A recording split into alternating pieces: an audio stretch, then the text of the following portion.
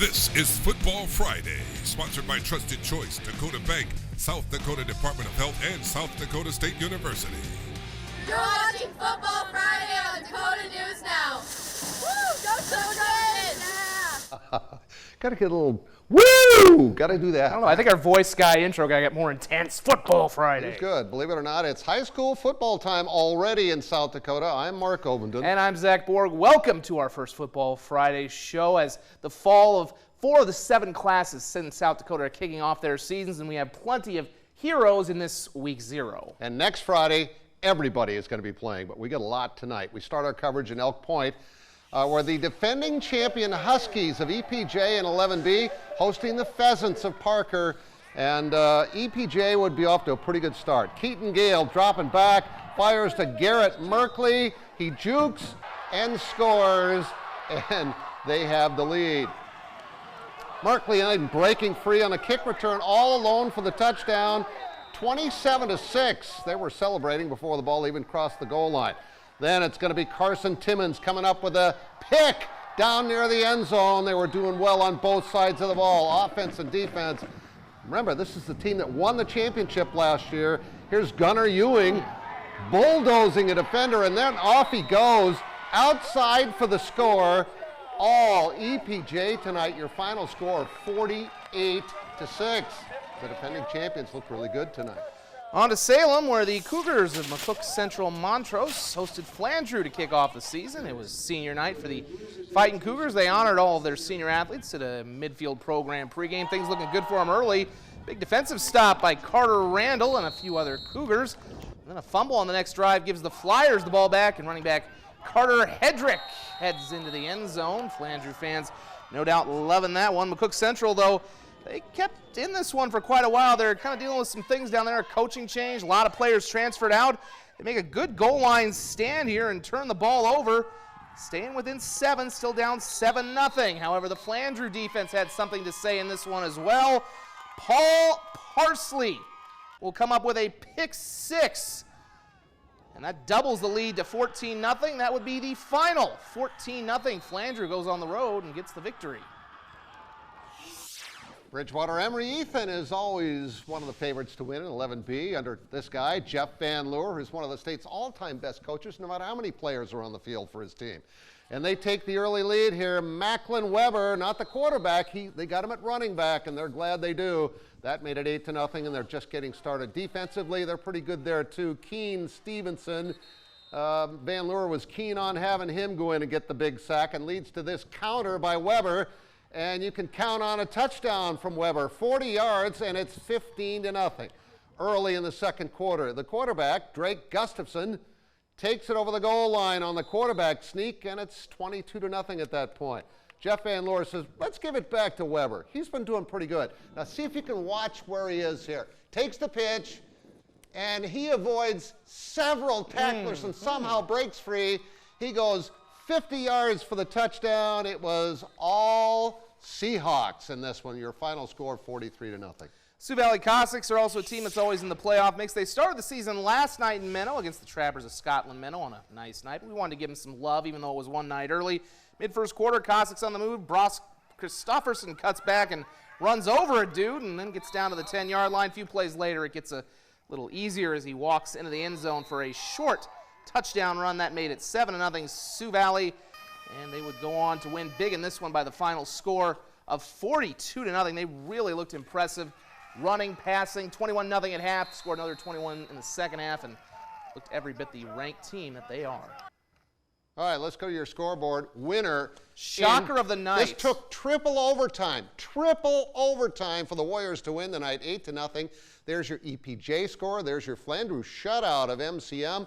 There's your Sioux Valley score from last night, and Bridgewater Emery Ethan also won 43-0. Up next, the game of the night in 9-man football in Alexandria. Howard against Hanson, 2 perennial powerhouses. Zach was there and has the highlights next. Welcome back to Football Friday, sponsored by Trusted Choice, Dakota Bank, South Dakota Department of Health, and South Dakota State University. And welcome back. The 9-man schools were busy tonight, and our premier matchup was where you were in Alexandria. That's right. That's where the Hanson Beavers hosted the top-ranked Howard Tigers in Class 9AA. This is always a great game when Pat Rummel and Jim Haskamp's teams play each other, though Howard has won 5 in a row against Hanson, dating back to 2015. After each team went 3 and out on their opening drive, Howard starts on their own 15 on their second possession. Carson Fellhouse up the gut, spin, and a big 27-yard gain. A few plays later, Rummel's team down to the 13. Tayden Hoyer, 13 yards to Jackson Rimmers. He's one of those McCook Central Montrose transfers. 7-0 after one. Second quarter, the Tigers facing a 4th and 14 at the Hanson 36. No problem with the vaunted Tiger passing attack, which I'm sure has been said many years over these airwaves. Nah, not too often. It's Rimmers again from Hoyer, 36 yards on 4th and 14, 14-0 at half. Third quarter, Tigers trying to add on. Hoyer going deep, finally a break for Hanson. Jay Slaba leaps in front and picks it off. He takes off, and it looks like Hoyer slows him up just a bit at the end right there. Maybe that saves the pick 6. Beaver ball down to the 32. 3 plays and 5 yards later, though, it's 4th down for Haskamp's team. Slaba back to pass. Luke Kepsel's right there with him. He bats it down. Turnover on downs. That was pretty much their last shot. Howard pulls away in the 4th. Dominant win, 26-0. Remember, it was only 20-12 a year ago. Big statement for Howard out of the gate. To Parkston, where the Trojans are another potential state championship team in this stacked 9AA class. They're ranked number 3 in the preseason poll, hosting Kimball White Lake tonight to start the season. We got lots of highlights for you. Carter Summer to Brady Betcher makes the catch, a 13-yard touchdown. It's 6-0. Parkston again. Summer again to Coulter Kramer, this time 37 yards, and number 7 gets 7 more for him. Actually 6, they missed the extra point. It still is Summer, technically. 12-0 was your score at that point. Same quarter, Luke Borman takes the ball and gets to the outside, and nobody is going to stop him. This long run for the touchdown by Borman makes it 18-0 in favor of the Trojans. And like I said, we got lots of highlights from this game. Second quarter now. It's going to be Carter Summer again. We'll throw it to Borman, let him catch a touchdown pass. 16 yards this time. It was 24-0 at this point, and let's show one more. Let's just show one more. Carter Summer this time with a run. The quarterback keeper, and this one's going to go all the way. 69 yards for the touchdown. They go on to win 60-14. Like I said, they are a very talented team. Another really good 9AA team is Elkin Lake Benton. The Elks were at Coleman Egan last night, first quarter, on the pitch. Blake DeVries hurdles a player and dives in for the touchdown. That makes it a 15-yard score, 8-0 in favor of the Elks. They're going to be good as well. They actually were ranked 6th. They were honorable mention, next in line to be in that top 5. Colt Beck at quarterback couldn't find anybody, so he ran it in for the touchdown, 14-0. And still in the first, it's Riddick Wesley again, goes untouched, 5 yards. That makes it 28-0 now in favor of Elkton Lake Benton. It was a great night for Colt Beck, another touchdown for him. They win 56-16 was your final score last night. Let's run through the scores again from tonight. Howard 26-0, Wall last night 56-6. Parkston 60-14, Hamlin won big, and Bonham had a bye. It's a fun class to watch all year. It will be. Castlewood and DeSmet, always a fun matchup. We'll have those highlights from DeSmet next. Welcome back to Football Friday, sponsored by Trusted Choice, Dakota Bank, South Dakota Department of Health, and South Dakota State University. Oh, we had another big opening night game in DeSmet tonight. Absolutely. That's where the Bulldogs hosted Castlewood. Both these teams ranked, but in different classes. To Wilkinson Field we go, and the Bulldogs are actually number 2 in Class 9B. The Warriors number 4 in 9AA. It's no score in the first quarter. Caden Fast, though, gets in early. It's 6-0 in favor of DeSmet. And all of a sudden, on the ensuing kickoff, Quincy Thuy takes it to the house. We're tied up at 6, and the momentum is in Castlewood's favor at this point. Sophomore quarterback Brody Bass keeps it, and he's going to go 30 yards for the touchdown. Castlewood, the Warriors up 12-6. But DeSmet would take over from that point. It was all Bulldogs after that. Britt Carlson finding Tom Offenbaugh for a touchdown. DeSmet converts. They go up 14-12, and they are rolling after this. They score the final 34 points of the game. And you know what? When it works, do it again. Same combination. Carlson to Offenbaugh. It's 20-12 at halftime. They score all 20 points in the second half. And DeSmet, 40-12. Well, it was a great night for a game in Irene. Great night, Irene. They never. And that's where you would have found Cooper Seymour tonight, getting some highlights. Coop, how did it go?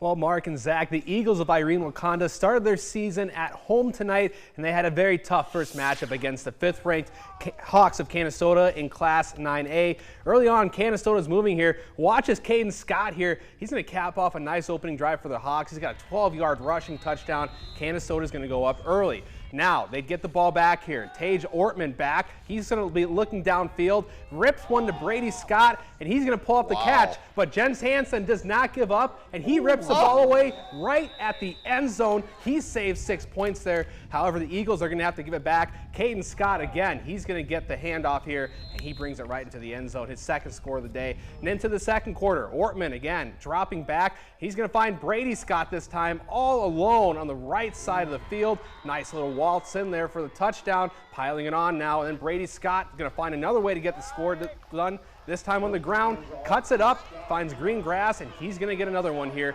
Canastota already fine-tuned to start the year with a 55-0 win over Irene Wakanda. Zach? Thank you, Cooper. One of our Pigskin Preview cover kids and his Chester Flyers taking on Garrettson tonight. That would be the electric Jovi Wolf, although he was kind of quiet while we were there. Chester's Garrett Hansen taking the handoff and getting a big run into Blue Dragon territory that would set up the next Chester Flyers touchdown. Nice stretch there. It's Lake Wold going around the edge and finding the pylon to put the Flyers ahead 13-0 after a little resistance there. Garrettson hoping to get some points before the half. Their quarterback Blaine Trower, though, is going to get hit. Ball is popped up, and Braden Shutt gets the interception. 4 seconds left in the first half now, and 31 yards to go to the end zone. Wold going to throw it up for a leaping Zach Moyer, and it's nice to see somebody named Zach has some hops in this equation. Touchdown, Chester. What a way to end the half. It was 20-0. They had 20 more in the second half, and Chester cruises over Garrettson 40-0. Now some other scores. The top 2 teams in this class, both off. Gregory and Warner. Woolsey West did no problem over Iroquois Lake Preston. There's your DeSmet Castlewood score, and then again Canastota dominant over Irene Wakanda. The top team in 9B opened the season on the road. We'll have highlights from these guys. That's the Patriots of Hitchcock-Tulare. They were at Northwestern. That's next on Football Friday. Welcome back to Football Friday, sponsored by Trusted Choice, Dakota Bank, South Dakota Department of Health, and South Dakota State University.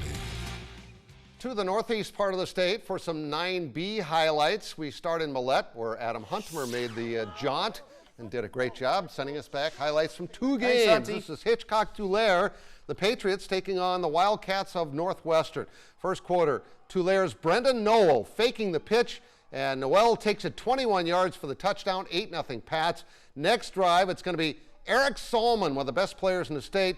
He gets it, walks in from 11 yards out for a touchdown. That makes it 14-0. Still in the first, it's going to be Brendan Noel again, deep and connecting with Patrick Maynard for a 34-yard score, and the Patriots had some fun tonight. Your final score, they win it 50-0. Keep in mind, they are the defending champions in 9B. On to Gary Cunningham Field, where the 5th-ranked Trojans of Falkton hosted the Ipswich Tigers. Ipswich, a team a lot of people think could surprise. Third quarter, Falkton's Lane Cotton goes deep to Gian Di Maria, down to the 2-yard line, and they would put it on the very next play as the pitch goes to Spencer Melius. He gets in for the touchdown. Falkton out to a 16-0 lead.